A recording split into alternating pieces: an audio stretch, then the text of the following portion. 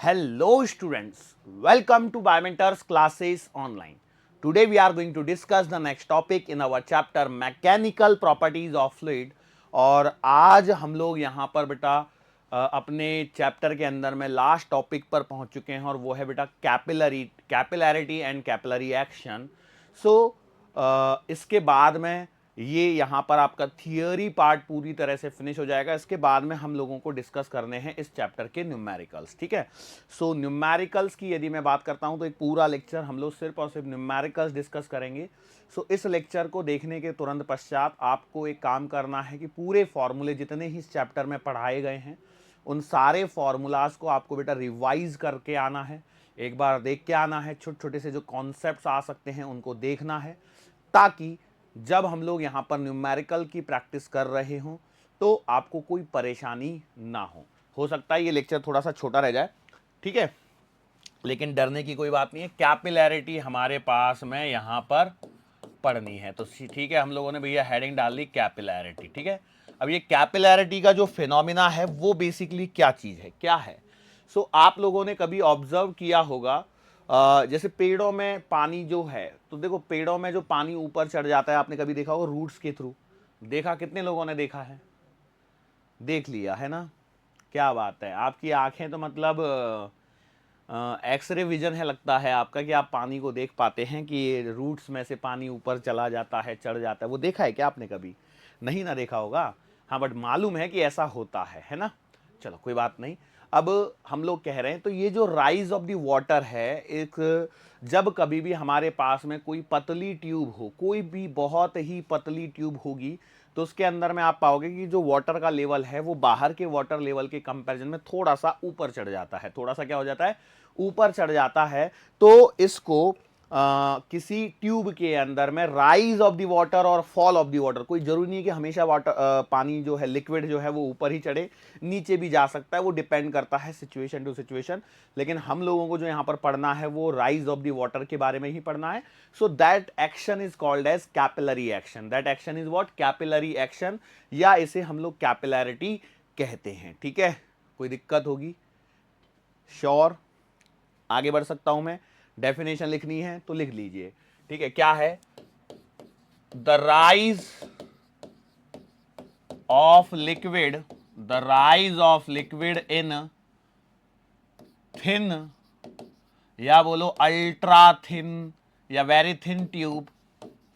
इस ultra thin tube को हम लोग कहते हैं कैपिलरी ट्यूब। ठीक है, इसे क्या नाम दिया गया है? Capillary tube is called as capillarity. इसे हम लोगों ने क्या नाम देना है बेटा? कैपिलैरिटी इसे हम लोग कहने वाले हैं। कोई दिक्कत? सिंपल सी डेफिनेशन थी जो मैंने यहां पर आपके सामने रिप्रेजेंट करी। बेसिकली ये जो सारी चीजें हैं ना, इसके बहुत सारे फिनोमिनाज आपने देखे हुए। जैसे मैंने अभी तो आपको एक ही फिनोमिना के बारे में बताया, बाकी और भी फिनोमिना है। जैसे आप देखोगे कि जैसे आप क्या करो, कोई आपके पास कपड़ा है, कपड़े के एक बॉटम को आप सीधा पानी में डुबोइए, रुमाल लीजिए या इसको लीजिए, कॉटन का कपड़ा लेंगे, तो उसमें क्या पानी, तो वो जो कपड़ा है ना वहां तक गीला नहीं होता है जहां तक आपने उसको डुबो के रखा है, बल्कि थोड़ा सा ऊपर और गीला हो जाता है। कभी देखा है? ऑब्जर्व किया? करके देखना।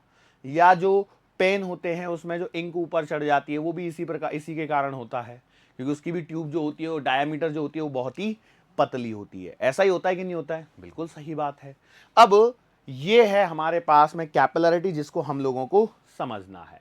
अब ये जब कैपिलैरिटी एक्शन होता है तो बेसिकली ये कैपिलैरिटी एक्शन जो होता है उसका कारण हम लोग कह सकते हैं, इसका जो कारण यदि मैं लिखना चाहूं तो कहीं ना कहीं मैं कह सकता हूं ये होता है प्रेशर डिफरेंस के कारण। इसको हम लोग थोड़ा सा समझ लेते हैं, प्रेशर डिफरेंस के कारण होता है।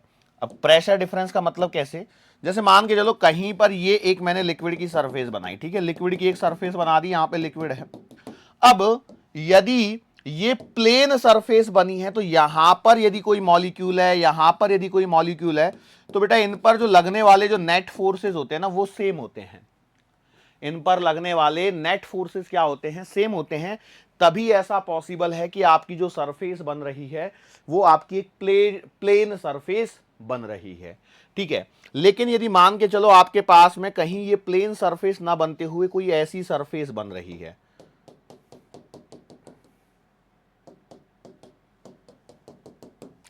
तो इसमें जो मॉलिक्यूल्स होते हैं ना, इसमें क्या हो रहा होता है, ऐसी कभी भी जब कर्व सरफेस बनती है, देखो यहां पर ध्यान दीजिए, मैंने पहले किसके बारे में बात करी है, प्लेन सरफेस के बारे में बात करी, तो नेट फोर्स क्या हो रहा है, सब मॉलिक्यूल्स पे सेम है, तो यहां पर ऊपर और नीचे कोई प्रेशर डिफरेंस क्रिएट नहीं हो रहा है, और प्रेशर डिफरेंस कोई क्रिएट नहीं हो रहा है, तो इसके कारण ये लेवल क्या रहती है, एक समान लेवल यहां पर बनी रहती है।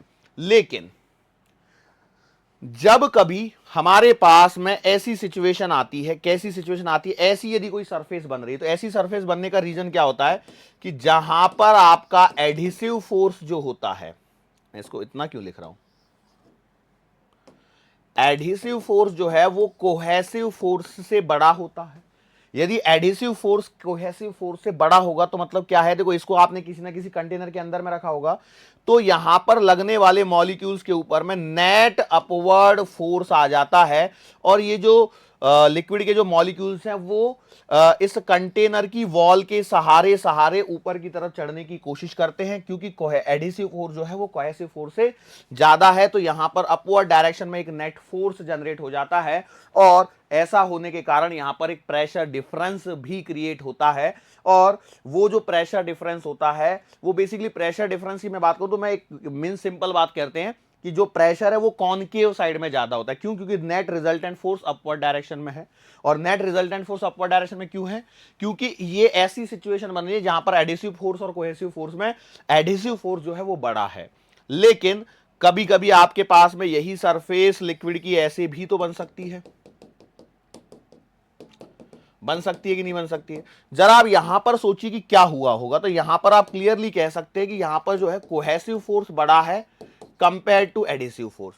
एडहेसिव फोर्स कब लगता है, जब दो अलग अलग मटेरियल हो, और कोहेसिव फोर्स लगता है जब आपके सेम टाइप के मटेरियल हो। तो यहां पर देखो इसको भी किसी ना किसी कंटेनर में रखा गया है, तो यहां पर जो कोहेसिव फोर्स है वो ज्यादा है कंपेयर टू एडहेसिव फोर्स। अब यदि कोहेसिव फोर्स ज्यादा है, मतलब यहां पर जो फोर्स ऑफ अट्रैक्शन है वो सेम टाइप के मॉलिक्यूल्स के बीच में ज्यादा है, और जो अपोजिट टाइप के मॉलिक्यूल्स हैं, जो कंटेनर की जो वॉल के साथ में, जो कंटेनर के जो मॉलिक्यूल्स हैं उसके साथ में इसका जो कांटेक्ट हो रहा है, वो जो फोर्स है वो आपका कम रह गया। तो इस केस में क्या हो जाता है, एक नेट फोर्स आ जाता है इस डाउनवर्ड डायरेक्शन में, और डाउनवर्ड डायरेक्शन में यदि नेट फोर्स आ गया तो इसका मतलब ये है कि भैया यहां पर आपका इस साइड में, यदि मान ले तो इस साइड को P2 मान लो, इस साइड को P1 मान लो, और यहां पर भी ऐसे कर लो, इस साइड को P2 मान लो, इस साइड को P1 मान लो, यहां पर भी P1 और P2 ले लो। तो अब मैं यदि आपसे सवाल पूछूं, इसके आंसर आपको बताने हैं, तो भैया ये केस वो है जहां पर P1 बराबर P2 है। यहां पर आपका क्लियरली देख पा रहे हैं P1 ग्रेटर देन P2 है, क्योंकि कॉनकेव साइड में प्रेशर ज्यादा है, और यहां पर आप पाएंगे कि भैया P2 ग्रेटर देन P1 है, क्योंकि कॉनकेव साइड नीचे बन रही है, और जो प्रेशर ज्यादा है उस साइड में आपका फोर्स भी क्या है, ज्यादा लग रहा है, उस डायरेक्शन में फोर्स लग रहा है। क्या ये बात समझ में आ रही है? क्लियर? ये था आपका। अब इसके कारण क्या हो रहा है, अब देखो, अब जब कैपिलैरिटी एक्शन की बात हो रही है तो यहां पर क्या हो रहा है, ये फोर्स, एक जो रिजल्टेंट फोर्स बन रहा है, जो नेट फोर्स बन रहा है, जो अपवर्ड डायरेक्शन में बन रहा है, इसके कारण क्या होता है कि भैया लिक्विड आपका ऊपर चढ़ने की कोशिश करता है। तो इसको हम लोग समझते हैं एक ट्यूब के अंदर में डाल के, ठीक है, इसको एक ट्यूब के अंदर में डाल लेते हैं ताकि आपको समझने में आसानी रहे। मतलब कैसे, जैसे मान के चलो मैं यहां पर क्या करता हूं, देखो एक कंटेनर बना लेता हूं। सबसे पहला काम तो हमने एक कंटेनर बना लिया, इस कंटेनर के अंदर में हम लोगों को लिक्विड भरना है, लेकिन लिक्विड भरने से जरा पहले हम लोग क्या करते हैं, एक पतली सी ट्यूब ले रहे हैं, इस बात को ध्यान रखना। लेकिन मैं उस ट्यूब को एनलार्ज करके, काफी बड़ा करके यहां पर डायग्राम में क्या कर रहा हूं, शो कर रहा हूं, ठीक है। ये ऐसा हम लोगों ने एक ट्यूब रख दी, इसको यहां पर ऐसे ले लिया, ठीक है। अब यहां पर यदि आप रियलिटी में देखोगे ना, रियलिटी में, तो यह क्या होगा कि ये ऐसे, एक काम करता हूं, लिक्विड का लेवल ऐसे, फिर ऐसे, और फिर ऐसे कुछ तो भी लिक्विड का लेवल यहां पर बनने वाला होगा। क्या ये बात समझ में आई? अब मैं यहां पर क्या करूं, इसके अंदर में नीचे क्या है, कोई तो भी लिक्विड भरा हुआ है, ठीक है, कोई तो भी लिक्विड भर दिया, सब जगह भरना होगा, आप भी भर लीजिए। अरे बचपन में किया होगा ना, जब आप टीचर जब ऐसे करते थे तो हम लोग भी ऐसे करते, खट खट खट खट खट खट खट खट, पूरी क्लास में खट खट की आवाज आने चालू हो जाती थी। बचपन के दिन लौट आए आपके, याद आया कुछ? सर हम तो स्कूल ही नहीं गए, ऐसा था क्या? यदि स्कूल ही नहीं गए होंगे तो यहां तक कैसे पहुंचोगे? क्लियर? चलो, सो अब मैं यहां पर क्या कर देता हूं, 4 मॉलिक्यूल्स के बारे में मैं सोच रहा हूं, 4 पॉइंट्स के बारे में मैं सोच रहा हूं। इसमें से ये पॉइंट है मेरे पास में, पॉइंट नंबर ए, ये एकदम जस्ट इसके नीचे एक पॉइंट है, पॉइंट नंबर बी, यहां पर एक पॉइंट है सी, और यहां पर एक पॉइंट है डी। अब मैं इन 4 पॉइंट्स पर प्रेशर के बारे में बात करूंगा। इन 4 पॉइंट्स पर मुझे समझना है कि भैया कहां पर प्रेशर कैसा होना चाहिए। ठीक है, तो ये देखो क्या हो रहा है, मान के चलो ये सिचुएशन आपके सामने निकल के आई है, तो मैं क्लियरली कह सकता हूं, देखो ए पे प्रेशर पीए है, बी पर प्रेशर पीबी है, सी पर प्रेशर पीसी है और डी पर प्रेशर पीडी है। क्या ये बात समझ में आ रही है? यस और नो? तो आपने बोला ठीक है सर जी, बात तो समझ में आ रही है। अब देखो क्या हो रहा है कि यदि मैं यहां पर देखूं तो पॉइंट ए जो है ना, ये इस ट्यूब के अंदर में है, और ये जो है ना, ये जो पॉइंट ए है ये आपका कॉनकेव साइड का पॉइंट है। यस और नो? तो इसका डेफिनेट मतलब ये हो जाता है मेरे पास में कि भैया ए का प्रेशर जो है वो बी के प्रेशर से ज्यादा है। क्या ये बात मैं क्लियरली कह सकता हूं यदि मैंने सरफेस ऐसे बनाई है कॉलम के अंदर, इस ट्यूब के अंदर में? तो बिल्कुल कह सकता हूं। एक पॉइंट और यदि मैं यहां पर देखता हूं तो देखो लिक्विड यहीं खत्म हो गया। यस, पॉइंट ए को पॉइंट सी के साथ में कंपेयर करो, तो ये पॉइंट ए और पॉइंट सी को यदि मैं कंपेयर करता हूं तो देखो ये पॉइंट सी एटमॉस्फेयर में है और पॉइंट ए भी एटमॉस्फेयर में। सर ऊपर से ट्यूब बंद है कि खुली है? खुली है, जाहिर सी बात है। तो पॉइंट ए और पॉइंट सी क्या है? एटमॉस्फेयर में प्रेजेंट है। इसका मतलब पॉइंट ए का प्रेशर जो है वो पॉइंट सी के प्रेशर के बराबर है। जब आप लिखोगे ना तो इसका रीजन लिखते चलना। कैसे रीजन लिखोगे कि भैया ए लाइज इन कॉनकेव साइड। ठीक है, लिख दूं मैं कॉनकेव साइड।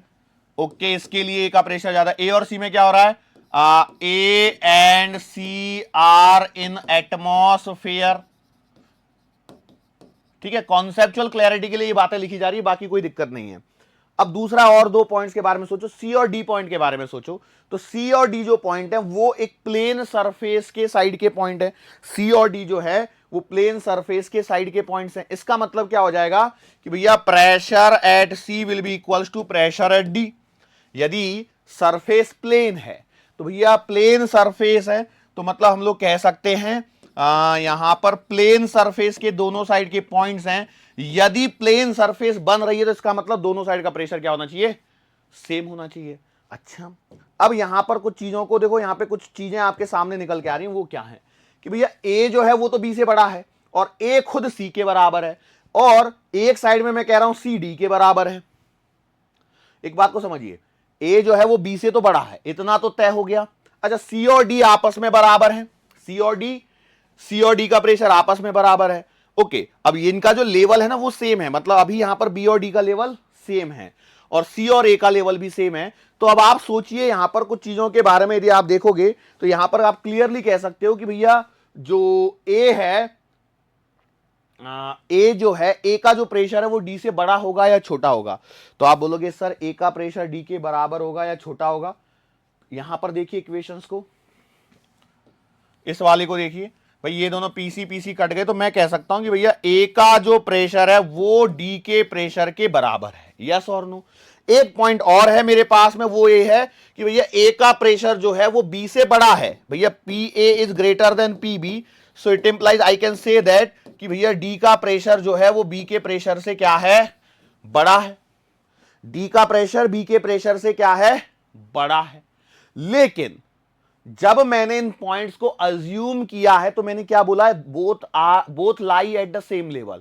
और यदि दोनों सेम लेवल पर हैं तो प्रेशर सेम होना चाहिए था, लेकिन मैं यहां पर क्लियरली देख पा रहा हूं डी का प्रेशर बी से बड़ा है। तो इसका मतलब क्या होगा कि भैया इस पॉइंट पर, बी पॉइंट को प्रेशर इक्वेट करने के लिए क्या करना पड़ेगा?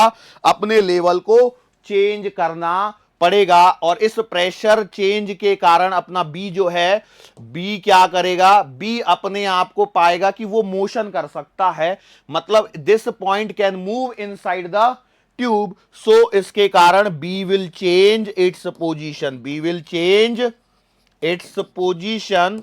और जब बी अपनी पोजीशन को चेंज करेगा, और ये कब तक चेंज करता रहेगा? जब तक बी और डी का प्रेशर सेम ना हो जाए, मतलब बी अपने आप को या तो ऊपर ले जाएगा या नीचे ले जाएगा। इस केस में बी ऊपर चला जाएगा और हमारे पास में कैपिलरी एक्शन देखने को मिलेगा। और अपने हमें यहां पर क्या देखने को मिलेगा, कैपिलरी एक्शन यहां पर देखने को मिलेगा। ये समझाने के लिए इतना सब कुछ कराया गया कि भैया कैपिलरी एक्शन आखिर किस प्रकार से हम लोग यहां पर कह सकते हैं। क्या ये पॉइंट समझ में आया? क्यों मूवमेंट हुई यहां पर, बी पॉइंट में मूवमेंट क्यों देखने को मिली? क्योंकि क्लियरली है भैया, बी पॉइंट और डी पॉइंट का लेवल यदि सेम है तो प्रेशर सेम होना चाहिए। लेकिन मेरे पास में इन कंक्लूजन से ये निकल के आ रहा है कि भैया डी का प्रेशर बी से तो ज्यादा है, तो भैया ये तो मूव करना चाहिए। भाई कहां मोशन देखने को मिलती है? जैसे मान के चलो, अब एक कॉमन सेंस वाला पॉइंट मैं पूछता हूं। आपने देखा होगा अचानक से चक्रवात आ जाता है, चक्रवात को क्या बोलते हैं, स्टॉर्म आ जाता है, तूफान आ जाता है अचानक से। कैसे आ जाता है, क्यों आ जाता है? तो हम लोग कहते हैं जहां पर हवा का दबाव कहीं पर जब कम बन जाता है, तो जहां पर हवा का दबाव ज्यादा होता है वहां से एयर जो है वो फ्लो होती है, और जहां दबाव कम होता है उस साइड में पहुंचती है, बराबर है। तो यहां पर यदि बी का प्रेशर कम आया है तो इसका मतलब बी वाला जो पॉइंट है वो स्टेबल नहीं है, वहां पर मोशन होगी। अब ये मोशन तब तक होगी जब तक ये पॉइंट का प्रेशर इसके इक्विवेलेंट पॉइंट के इक्वल ना कर दिया जाए, और इसके इक्विवेलेंट पॉइंट है डी, और तब तक आपका लिक्विड फिर क्या करेगा, फ्लो। क्योंकि लिक्विड फ्लो होने का रीजन क्या है, प्रेशर डिफरेंस। लिक्विड या फ्लूइड, मेनली क्या है, फ्लूइड क्या है, फ्लूइड वो सब्सटेंसेस है which have the ability to flow, और यहां पर लिक्विड है तो लिक्विड के पास में फ्लो होने की एबिलिटी होती है, और इसके कारण वो फ्लो करेगा। अब फ्लो कहां करेगा, इस पाइप के अंदर करेगा। क्या ये बात समझ में आ रही है? So that is the simple concept. मैं उम्मीद करता हूं भैया कि आप लोगों को ये छोटा सा प्यारा सा कॉन्सेप्ट समझ में आया होगा। Is it clear to you? Sure है? अब हमारे मन में जो सवाल उठता है वो ये उठता है कि भैया कोई भी लिक्विड उस ट्यूब के अंदर में जो चल रहा है, हिंदी मीडियम केश नलिका भी कहते हैं कैपिलरी ट्यूब को, तो वो कितना ऊपर चढ़ेगा ये हमें बस यहां पर अभी समझना है। सो हम लोग एक हेडिंग डाल सकते हैं, height of liquid, height of liquid in capillary tube, in capillary tube. Capillary tube के अंदर में जो लिक्विड है उसकी हाइट कितनी आ रही है, इसको हम लोगों को यहां पर समझना है। अब जब ये हाइट हमें देखने को मिल रही है तो जनरली यही होगा कि भैया देखो ये आपकी कैपिलरी ट्यूब है, इसके अंदर में आपके पास में एक कॉनकेव सरफेस बन गई है, और ये बेटा यहां पर क्या है, एक लिक्विड का लेवल है। ठीक है, लिक्विड का क्या है, लेवल है। मैंने बोला ठीक है, यहां पर ये जो भी लिक्विड है इसकी सरफेस टेंशन मैं मान लेता हूं टी है। इस लिक्विड की जो सरफेस टेंशन है वो क्या है, कैपिटल टी है। मैं बोला ठीक है। अब क्या हो रहा है, क्या होना चाहिए, उसको जरा यहां पर सोचिए। तो हम लोग यहां पर कहेंगे कि भाई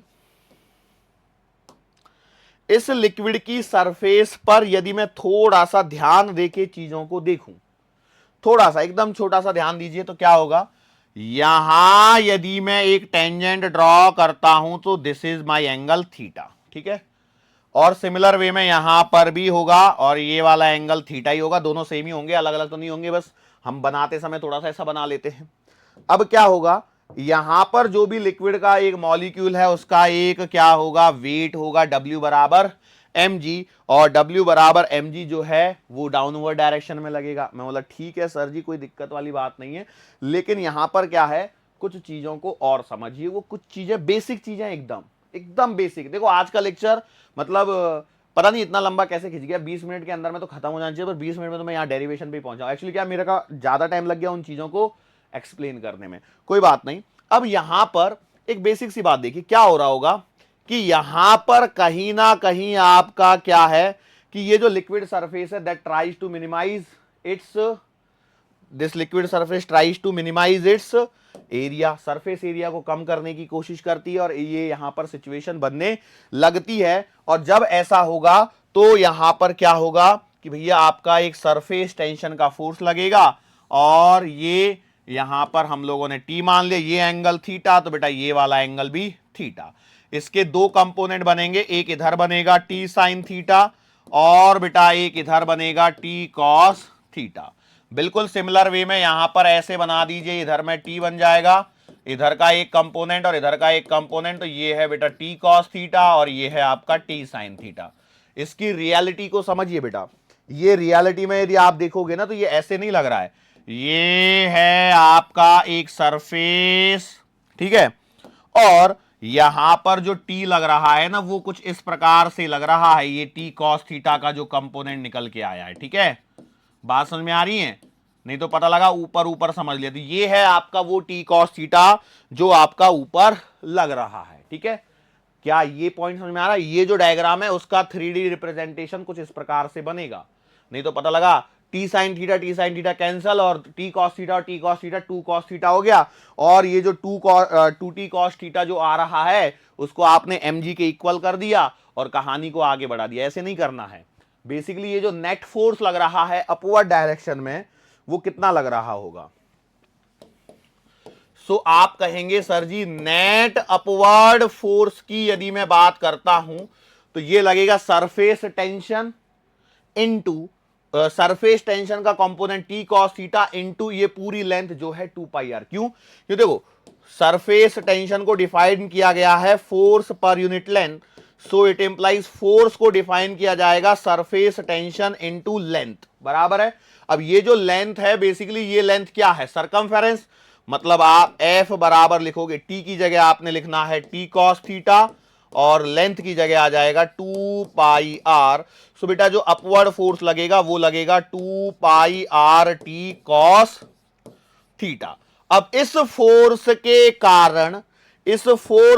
कारण लिक्विड इस पाइप के अंदर में ऊपर चढ़ गया। मैं बोला ठीक है, अब कितना लिक्विड ऊपर चढ़ा है? तो मैंने माना यदि ये कहीं एक लेवल आपने डिफाइन कर दिया भैया कि ये आपका लेवल है, तो मैंने मान लिया कि ये आपका h हाइट तक आपका लिक्विड ऊपर चढ़ा है और इस ट्यूब की जो रेडियस है उसे मैं क्या मान लेता हूं?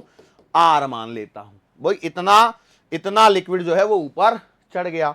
तो ये जो अपवर्ड डायरेक्शन का जो फोर्स है उसके क्योंकि देखो लिक्विड ऊपर चढ़ा, ये बात सही है, ये कब तक चढ़ा? जब तक आपका ये फोर्स बढ़ा है। किससे बढ़ा है? तो इस लिक्विड के जो ये लिक्विड आपका ऊपर चढ़ा है इसके वेट से जब तक ये बढ़ा है तब तक लिक्विड ऊपर चढ़ता रहेगा। लेकिन एक सिचुएशन ऐसी आएगी कि भैया वो जाके रुक जाएगा मतलब क्या होगा? इक्विलिब्रियम। भाई देखो सुनिए, सवाल ध्यान सुनिए, मैंने क्या बोला? जो आपका 2 pi are T cos theta है जो कि आपका अपवर्ड फोर्स है। कौन सा फोर्स है बेटा? अपवर्ड डायरेक्शन का फोर्स है। इस फोर्स के कारण क्या हुआ? लिक्विड ऊपर चढ़ा, ठीक है, लिक्विड ऊपर चढ़ा, सही बात है। लेकिन क्या अनंत काल तक ऊपर चढ़ता रहेगा? बिल्कुल नहीं, ऐसा नहीं होगा। एक पोजीशन ऐसी आएगी जहां पर के जाके ये रुक जाएगा, जहां पर जाकर के ये रुक जाएगा। सो जब ये रुक जाएगा मतलब इक्विलिब्रियम आ जाएगा, और जब इक्विलिब्रियम आ जाएगा तो बेटा इक्विलिब्रियम की सिचुएशन में क्या हो जाएगा? 2 pi are T cos theta जो होगा वो होगा weight of liquid risen to height h height तक जो लिक्विड उसके अंदर में चढ़ा है उसके वेट के बराबर होगा।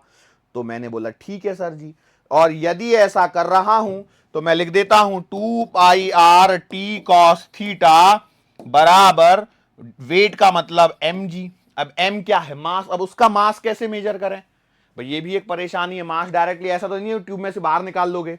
तो हम क्या बोल रहे हैं? लेट्स से उस लिक्विड की डेंसिटी आपको गिवन है रो, ठीक है, तो हम कह सकते हैं 2 pi are T cos theta बराबर m की जगह रो इंटू वी इंटू जी। अब v क्या है? वॉल्यूम। फिर से परेशानी हो गई। अच्छा वॉल्यूम किसका वॉल्यूम है? v is the volume of liquid, बराबर है, जो उसके अंदर में चढ़ा है। किसके अंदर में?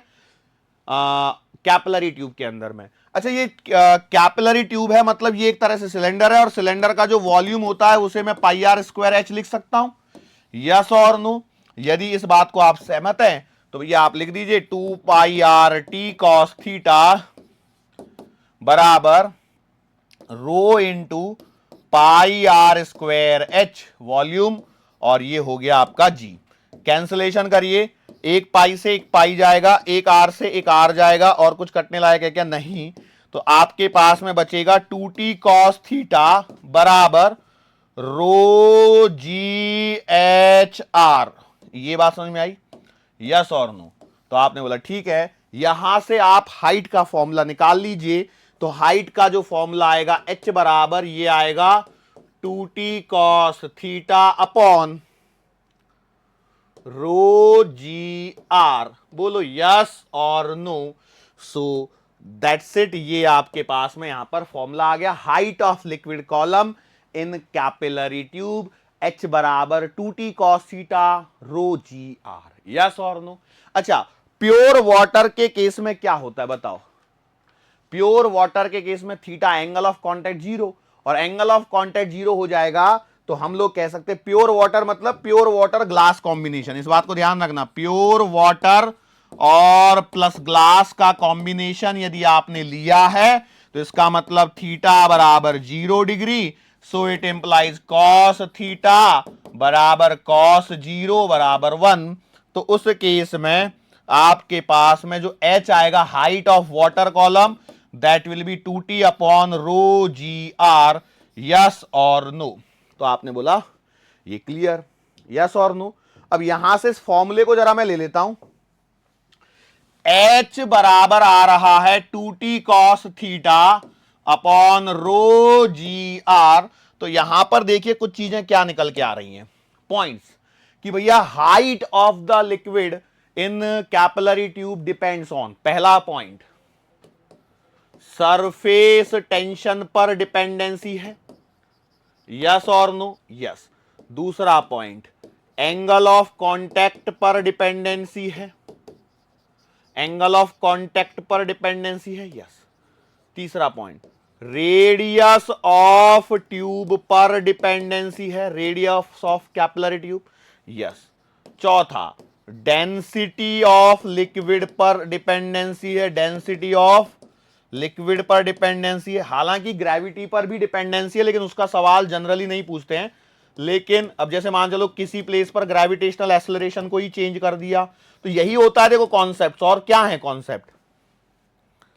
बात समझ में आई? यस और नो? तो मैं बोला ठीक है। अब मैं क्या कह रहा हूं कि भैया यदि सरफेस टेंशन को आपने इंक्रीज किया, अरे तेरी, यदि सरफेस टेंशन को आपने इंक्रीज किया सो इट इंप्लाइज एच आपका इंक्रीज होगा। एंगल ऑफ कांटेक्ट को यदि आपने इंक्रीज किया तो हाइट डिक्रीज होगी। क्यों? थीटा की वैल्यू जब इंक्रीज होती है, जीरो पे मैक्सिमम है कॉस थीटा, लेकिन थीटा बढ़ेगा तो एच क्या होगा? कम होगा। रेडियस ऑफ ट्यूब को इंक्रीज करोगे तो भी बेटा हाइट डिक्रीज होगी। डेंसिटी ऑफ लिक्विड को बढ़ाओगे तो भी बेटा आपका एच डिक्रीज होगा, और ग्रेविटेशनल एक्सेलरेशन को इंक्रीज करने पर भी एच डिक्रीज होगा। यस और नो? और ऑन दी अदर हैंड यदि मैं ऐसा कर देता हूं कि इसको डिक्रीज कर देता हूं सरफेस टेंशन को, तो भैया आपका हाइट क्या होगा? डिक्रीज होगा। लेकिन एंगल ऑफ कांटेक्ट को डिक्रीज किया तो भैया आपकी हाइट क्या होगी? इंक्रीज होगी। रेडियस ऑफ ट्यूब को डिक्रीज किया मतलब पतली ट्यूब लोगे तो बेटा हाइट ज्यादा बढ़ेगी। डेंसिटी ऑफ लिक्विड को कम करोगे तो भी हाइट बढ़ेगी, और ग्रेविटेशनल एक्सेलरेशन कम होगा तो भी आपकी हाइट बढ़ेगी। अब इसमें क्या होता है, इसमें एक सवाल पूछ लिया जाता है। अब जनरली अब उस सवाल को कहां रखें वही समझ में नहीं आता कई बार। वो ये है कि एक कैपिलरी ट्यूब है, ठीक है, उसके अंदर में लिक्विड भरा हुआ है, वाटर है, जो भी है, मैंने कुछ भी मान लो, वाटर ले लो। अब बोला गया है कि उस कैपिलरी ट्यूब में यदि धरती पर वाटर लेवल की हाइट 1 सेंटीमीटर चढ़ जाती है तो मून पर कितना चढ़ेगी? बता सकते हैं क्या? इस पे बेस सवाल है, ये कर सकते हो कि नहीं कर सकते? क्योंकि ये रिलेशन है और कुछ भी नहीं है। ये बेसिकली आपको क्या रिलेशन दिखा रहे हैं, क्या आप बता सकते हो? ये बता रहा है कि H is directly proportional to T, ये बता रहा है H is directly proportional to cos theta, और h is inversely proportional to theta, क्योंकि थीटा और कॉस थीटा में रिलेशन कुछ ऐसा आता है। फिर ये तीसरा वाला जो है ये बता रहा है आपके पास में रेडियस में, तो h inversely proportional to radius, h inversely proportional to density और h inversely proportional to gravitational acceleration. ये 6 रिलेशन बन गए यहाँ पे। लो भैया देखो, इन पे ये सवाल करवा दिए मैंने डायरेक्टली इनडायरेक्टली, ठीक है। मून वाला जो सवाल बोला उसमें क्या होता है, ग्रेविटेशनल एक्सेलरेशन एट मून क्या होता है, 1/6 of the gravitational acceleration at earth. तो यदि मैंने बोला हाइट एट अर्थ बराबर 1 सेंटीमीटर है, तो हाइट एट मून आपसे पूछ लिया है, तो भैया आप अब यहां पर क्लियर दिख गया है कि भैया आपको क्या मालूम है, h इंटू जी, h1 जी, h एट अर्थ, g एट अर्थ बराबर h एट मून और g एट मून। तो भैया हाइट एट अर्थ तो 1 सेंटीमीटर है, g एट अर्थ g मान लो, हाइट एट मून आपको निकालनी है और g अर्थ का ये है कितना, 1/6। बोलो यस और नो, g से g काटो, सो बेटा हाइट एट मून आ जाएगा 6 सेंटीमीटर। क्या ये बात समझ में आ गई? बोलो यस और नो। तो ये तो थी बेटा सिंपल सी चीज, लेकिन मान के चलो कई बार क्या होता है, जैसे आपसे पूछता हूं, क्या होता है ना, कई बार ऐसा आंसर आ जाता है, जैसे मान के चलो ये जो ट्यूब है, मान के चलो इस ट्यूब की जो हाइट है वो 4 सेंटीमीटर होती, तो क्या होता, तो बेटा क्या है कि इसमें वाटर ओवरफ्लो हो जाता या वहीं जाके रुक जाता। सवाल को ध्यान सुनिए, वही सवाल पे कॉन्सेप्ट चल रहा है और कुछ भी नहीं है, बहुत ही प्यारा सा छोटा सा ही कॉन्सेप्ट है, मैं बता रहा हूं बस। बाकी तो आप लोग भी ध्यान रख सकते हैं। मतलब क्या हुआ, जैसे ये ट्यूब थी, ठीक है, ये ट्यूब थी, ठीक है।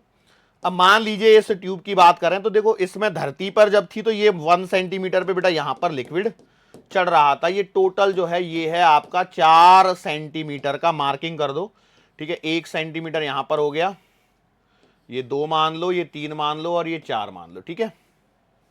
तो जब 1 सेंटीमीटर पर है तो ये कहीं आपका पानी का लेवल, ठीक है, कुछ ऐसा हुआ होगा, या फिर थोड़ा सा गहरा बना लो, ठीक है, क्योंकि वाटर लेवल है तो भैया आप इसको नीचे से लोअर मेनिस्कस मेजर किया जाता है। तो भैया मैंने मान लिया भैया पानी का लेवल यहां है, ठीक है, ध्यान से देखना। तो क्या ये मून पर जाने पर ये ओवरफ्लो कर जाएगा या क्या होगा, बताओ, ओवरफ्लो होगा या क्या होगा?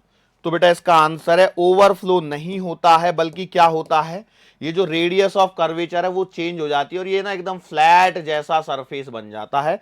यहां देखो इस सरफेस को कंपेयर करो, ये सरफेस ऐसा आ जाता है, ठीक है। ये एक पॉइंट है जिसको आप लोगों को याद रखना है। इसमें कई बार ऐसी भी चीजें हो सकती हैं, जैसे देखो इसमें जब फ्लूइड वाली बात चल रही है तो यहां पर एक पॉइंट और आ जाता है जो आपको मैं चलते चलते बता ही चलता हूं। वो ये है कि कई बार क्या होता है, एक बड़ी बूंद से छोटी बूंद बनाई जाती है। जब बड़ी बूंद से छोटी बूंद बनाई जाती है तो उसमें कॉन्सेप्ट आता है वॉल्यूम रिमेन्स सेम, बस इतना सा कॉन्सेप्ट है।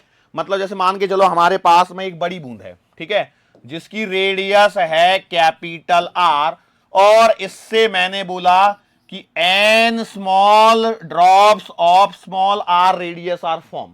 तो बताओ कि इस स्मॉल ड्रॉप की रेडियस क्या होगी? तो कॉन्सेप्ट क्या है, volume of big drop is equal to n into volume of small drop. ये आपका इतना सा कॉन्सेप्ट है। वॉल्यूम जब आप लगाओगे तो ये लिखोगे 4/3 पाई आर क्यूब बराबर n into 4/3 pi small r cube. तो भैया यहां पर आंसर जो आएगा वो आएगा कि कैपिटल आर जो आएगा वो एन आर क्यूब बराबर small n into small r cube. तो अब यहां पर आपको क्या चाहिए उसको देख लीजिए और आंसर लिख दीजिए। बोलो ये समझ में आया? सो नंबर ऑफ ड्रॉप्स, तो नंबर ऑफ ड्रॉप्स आता है R cube upon small r cube. लेकिन आपको यदि चाहिए होगा इसको आप देखो क्यूब रूट ले लीजिए तो आपको आएगा आर बराबर एन की पावर 1/3 टाइम्स आर। यस और नो? ठीक है, श्योर हैं क्या? बोलो। इसमें एक सवाल बोलूं क्या सीधा सीधा? लो भाई सवाल है, 1 सेंटीमीटर वाली छोटी 1000 ड्रॉप्स यदि मेरे पास में है और ये क्या हो जाए, कोअल्स हो जाए, मतलब एक साथ मिल जाएं, तो रेडियस ऑफ बिगर ड्रॉप आपको बतानी है। सवाल समझ में आया? सवाल ये है मेरे पास में, यदि 1 सेंटीमीटर रेडियस वाली 1000 ड्रॉप्स मेरे पास में अवेलेबल है, इनको यदि मैं मिला दूं तो बड़ी जो ड्रॉप बनेगी उसकी रेडियस क्या आएगी। तो यह सिंपल कहानी है, आर क्यूब बराबर एन इंटू आर क्यूब। तो भैया आपने लिख दो आर क्यूब बराबर 1000 इंटू आर क्यूब। ओके, तो ये भी इसका क्यूब रूट ले लेता हूं, तो आर बराबर कितना आएगा 10 और आर, भाई सही बात है। So it implies capital R का जो आंसर आएगा वो आएगा 10 into 1 centimetre. So you will be getting R बराबर 10 सेंटीमीटर। सो 1 सेंटीमीटर वाली जब 1000 ड्रॉप्स मिलेंगी तो जो बड़ी ड्रॉप जो बनेगी उसकी रेडियस आएगी 10 सेंटीमीटर। छोटा सा कॉन्सेप्ट है, वॉल्यूम रिमेन सेम के बेसिस पर ये पॉइंट यहां पर चलता है। Is it clear to you? Sure है? पक्का? ओके। सो ये हमारे पास में कुछ कॉन्सेप्ट थे। अब देखो, मैंने पूरी कोशिश करी है कि आपको सारी चीजों को मैं यहां पर कवर करवाऊं। यदि मान के चलो कोई कॉन्सेप्ट आपका यदि ऐसा लग रहा हो आपको कि मिसिंग है, तो मैंने उसे बुकलेट में पूरी अच्छी तरीके से कवर करने की पूरी कोशिश करी है मेरी साइड से, उसमें कुछ भी छोड़ने की कोशिश नहीं करी है, ताकि यदि कोई इधर उधर से साइड से लेफ्ट राइट कोई क्वेश्चन आ भी जाए तो भी उस क्वेश्चन को आप अच्छे से टैकल कर पाओ। Is it clear to you? Are you sure enough? Okay. So इसी के साथ में बेटा हमारा जो मैकेनिकल प्रॉपर्टीज ऑफ फ्लूइड ये चैप्टर है, इसका जो थियोरी पोर्शन है वो यहां पर आपका समाप्त हो जाता है। इसके बाद में अगला जो लेक्चर होगा that will be the last lecture of the chapter itself, और वहां पर हम लोगों को न्यूमेरिकल डिस्कस करने हैं। सो ताकि क्या है, देखो मैं चाहता तो फिर आज 2 4 5 न्यूमेरिकल आज कवर कराता, फिर अगले लेक्चर में फिर कुछ न्यूमेरिकल लेता। So rather than it will be better कि हम लोग एक पूरा का पूरा लेक्चर रखें जिसमें सिर्फ और सिर्फ न्यूमेरिकल्स ही डिस्कस किए जाएं, उसमें कोई लेफ्ट राइट कुछ रहे ही नहीं, ठीक है। So we will take one more lecture for this chapter mechanical properties of fluid, और जिसमें हम लोग सिर्फ और सिर्फ न्यूमेरिकल्स डिस्कस करेंगे, ठीक है। सो बेटा आज के लिए बस इतना ही, मुलाकात फिर से होगी आने वाले अगले लेक्चर के दरमियान। सो तब तक के लिए